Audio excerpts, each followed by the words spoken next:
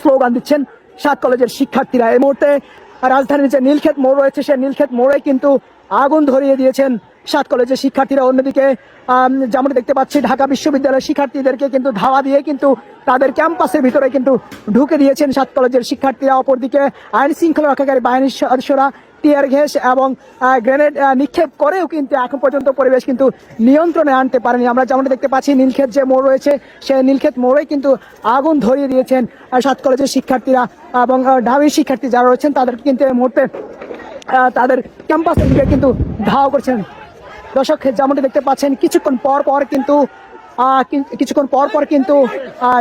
Sound grenade নিক্ষেপ করছেন আইন শৃঙ্খলা বাহিনীর সদস্যরা এবং 7 কলেজের শিক্ষার্থীরা পুলিশ ছাড়া দাবি ভুয়া ভুয়া স্লোগান দিয়ে যাচ্ছেন। একটু যদি আমি দেখানোর চেষ্টা করি 7 কলেজের আজকের যে ঢাকা বিশ্ববিদ্যালয়ের শিক্ষার্থীদের সাথে যে সংঘর্ষ সেই সংঘর্ষের মধ্যে কিন্তু ইডেন কলেজের শিক্ষার্থীরাও নারী শিক্ষার্থী যারা রয়েছে ইডেন কলেজের শিক্ষার্থী যারা রয়েছেন তারাও কিন্তু রাজপথে অর্থাৎ মধ্যরাতে এই রাজপথে কিন্তু তারাও ছুটে এসেছেন। আমরা যেমন দেখতে পাচ্ছি তাদের ক্যাম্পাসের সামনে রাস্তার মধ্যে কিন্তু অনেকে কিন্তু বসে পড়েছেন এবং ঠিক সামনে কিন্তু তারা বিভিন্ন ধরনের স্লোগান দিচ্ছেন যে পুলিশ ছাড়া দাবি ভুয়া ভুয়া এরকম স্লোগান দিয়ে যাচ্ছেন এবং দাবির 2 গালে জুতা মারো তালে তালে ইত্যাদি স্লোগান কিন্তু তারা দিয়ে যাচ্ছেন।